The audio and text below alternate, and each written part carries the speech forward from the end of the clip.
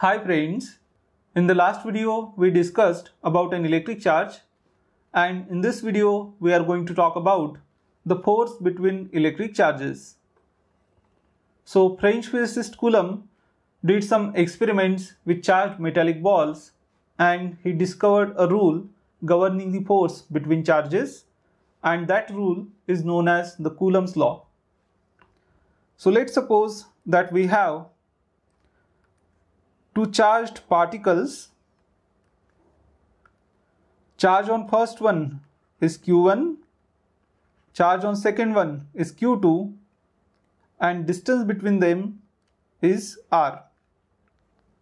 So Coulomb discovered that the force of attraction or repulsion between the two charges is directly proportional to the product of two charges and inversely proportional to the square of distance between them.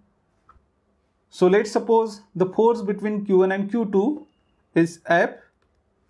So F is directly proportional to product of two charges Q1 and Q2, and it is inversely proportional to the square of distance between them. Now if we collect these two results, what we get is F is proportional to Q1 Q2 over R squared.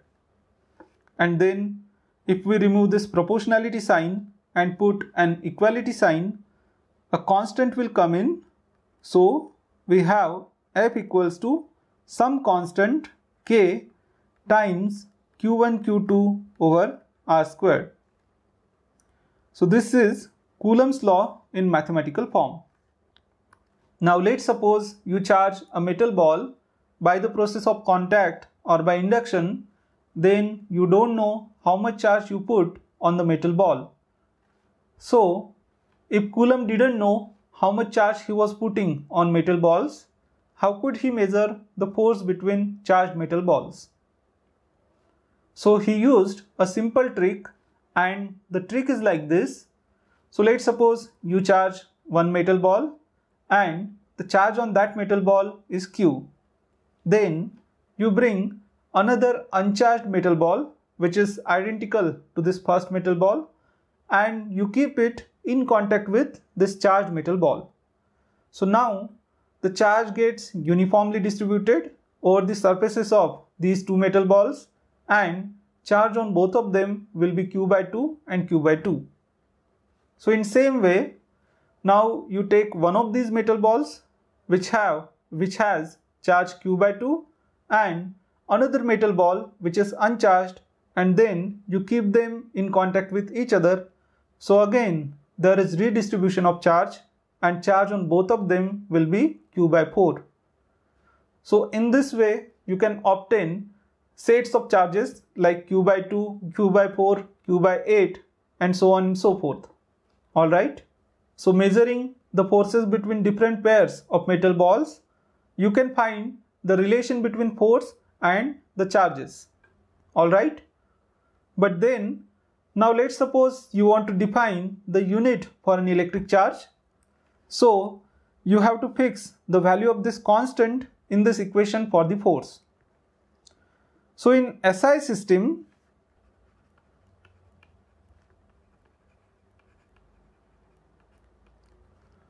the unit of charge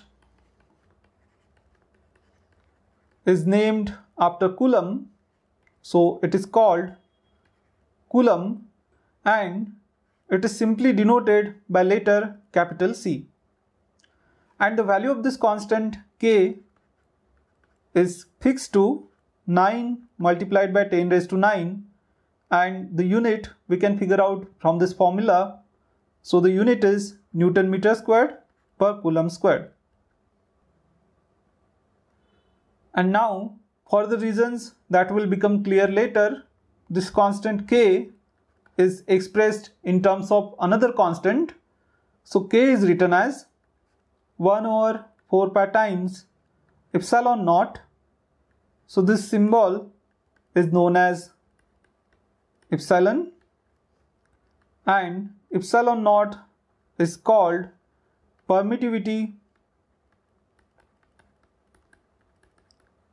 of free space.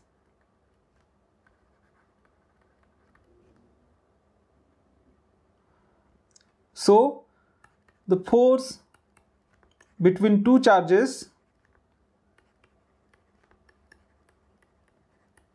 in vacuum or free space is given by F equals to 1 over 4 pi epsilon naught multiplied by Q1 Q2 over R squared. So we know that the force is a vector quantity.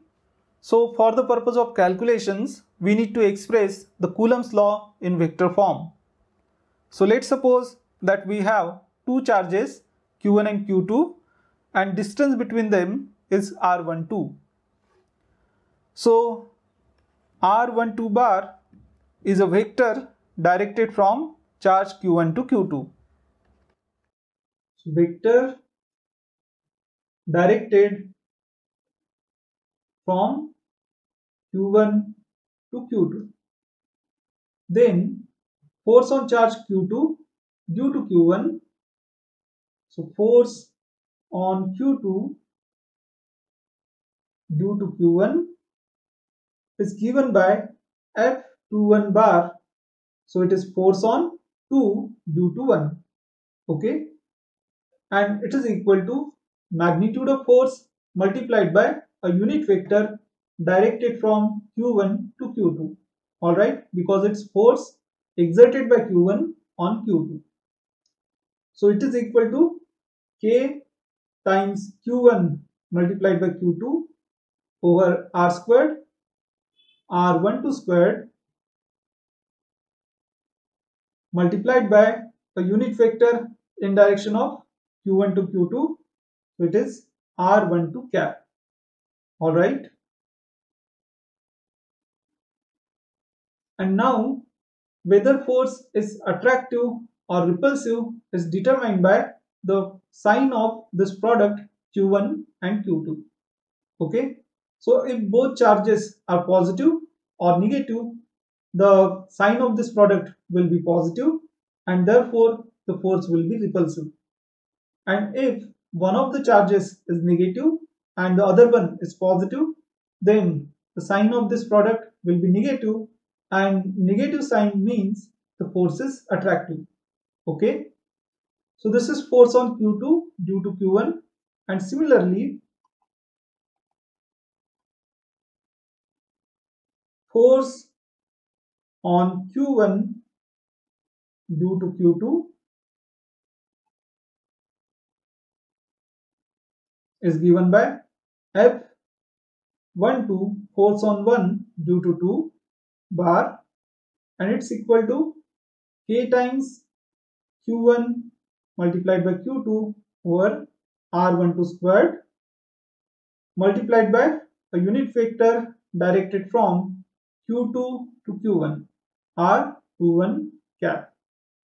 Alright. So a short trick to write proper unit vector is the suffix of the force and the suffix of unit vector are in reverse order. So if force is F21 bar, then the unit vector to write is R12 cap. And if force is F12 bar, then unit vector to write is R21 cap. After that, let's see how to find the force between multiple charges. So let's suppose we have n number of charges Q1, Q2, Q3, so on and so forth up to Qn, and suppose we want to find the force acting on Q1 due to all the other charges. So the law which tells us how to add the electrostatic forces is called the superposition principle, and it simply says the forces add vectorically. Okay. So the net force acting on Q1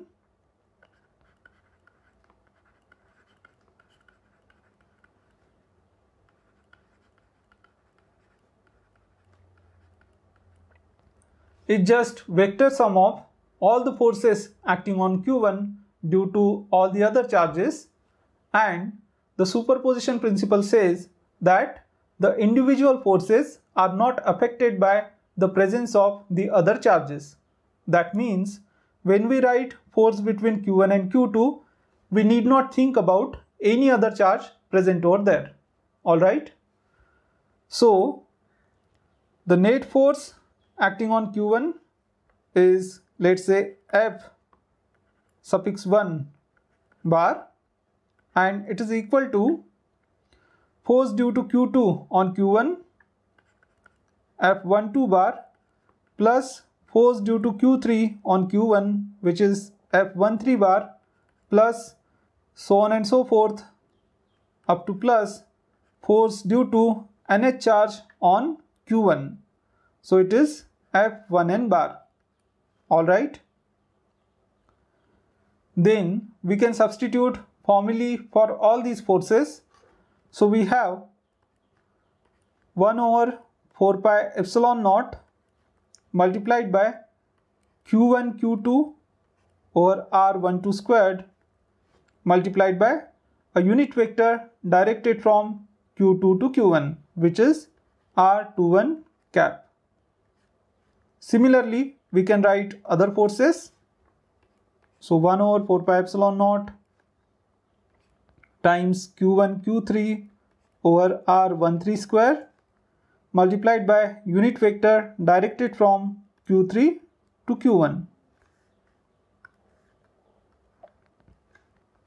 plus so on and so forth up to plus 1 over 4 pi epsilon naught multiplied by Q1 times Qn over R1n squared times Rn1 cap. Then if we look at all these terms, we see that we can take 1 over 4 pi epsilon naught and Q1 common from all these terms.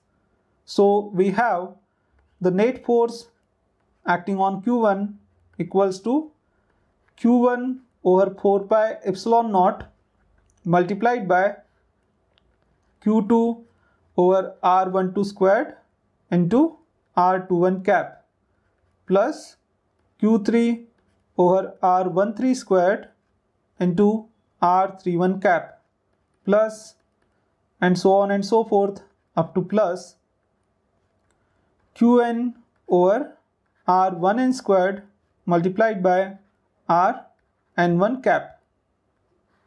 Alright. So this is the equation for the net force acting on Q1 due to all other charges Q2, Q3, so on and so forth up to Qn. Alright. Now let's see a simple numerical based on superposition principle. So let's suppose that there are 3 charges Q1, Q2 and Q3 kept at 3 vertices of an equilateral triangle. Q1 equals to 1 coulomb, Q2 equals to 1 coulomb and Q3 equals to minus 1 coulomb. And for simplicity, we have considered that side of equilateral triangle is 3 meters. Okay. And now we want to find the force acting on Q3 due to Q1 and Q2. Alright. So Q3 is negative, Q1 and Q2 are positive, and therefore Q3 is pulled by Q1 and Q2 towards them. So the force acting on Q3 due to Q1 is directed along this side of this equilateral triangle, and it is F31 bar. Similarly, force acting on Q3 due to Q2 is directed along this side, and it is F32 bar. Alright. And since Q1 and Q2 are equal, we can say that magnitude of F31 and magnitude of F32 is same. So the magnitude of F31 bar is equal to magnitude of F32 bar. Okay. Now to find resultant of F31 and F32, let's resolve them along 2 perpendicular components. So I have drawn 2 perpendicular lines, and this vertical line is also perpendicular to this horizontal side of equilateral triangle. Therefore, it is also the angle bisector of this angle. Alright. So let's suppose that this angle is theta and therefore this angle is also theta, and since all angles of equilateral triangle are 60 degree, theta equals to 30 degrees. Then we can resolve F31 and F32 along these two perpendicular lines.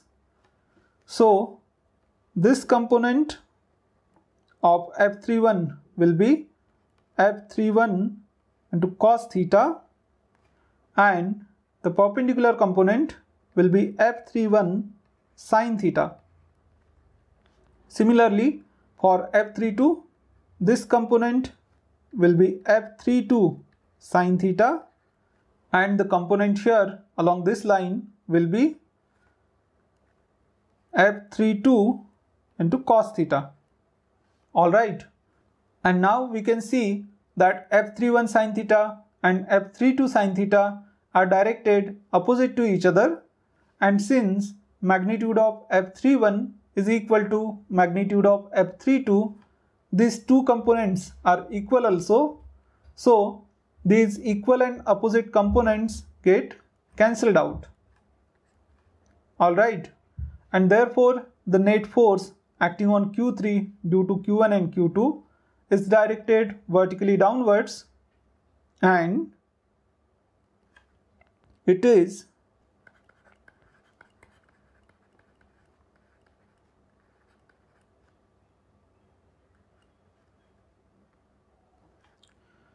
let's suppose F suffix 3, so it's equal to F31 cos theta plus F32 into cos of theta.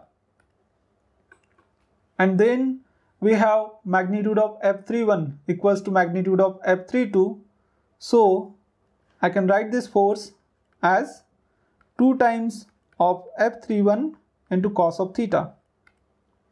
After that, we can substitute the formula for F31 and value of the angle. So we get 2 times of F31 is 1 over 4 pi epsilon naught multiplied by Q1 times Q3 over R squared, and we have cos of 30 degrees. Alright, then we can substitute the values of Q1, Q3 and R. So we get 2 multiplied by 1 over 4 pi epsilon naught is 9 multiplied by 10 raised to 9.